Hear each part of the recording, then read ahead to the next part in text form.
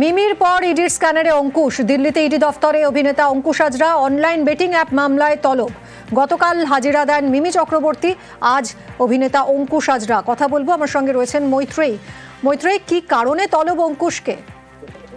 দেখো, এই online betting app মামলায় গতকাল যেরকম মিমি চক্রবর্তীকে তলব করা হয়েছিল, মিমি চক্রবর্তীর সাথে বিজ্ঞাপনে দেখা গিয়েছিল অঙ্কুশ হাজরাকেও, এবং আজ সেই কারণেই অঙ্কুশ হাজরাকে তলব করা হয়েছে।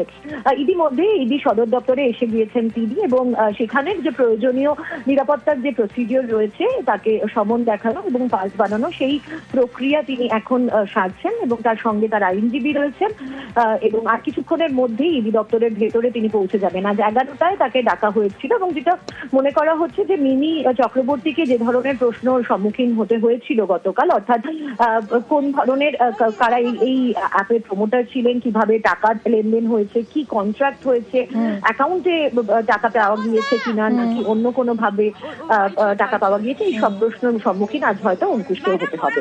ধন্যবাদ মৈত্রেয়ী।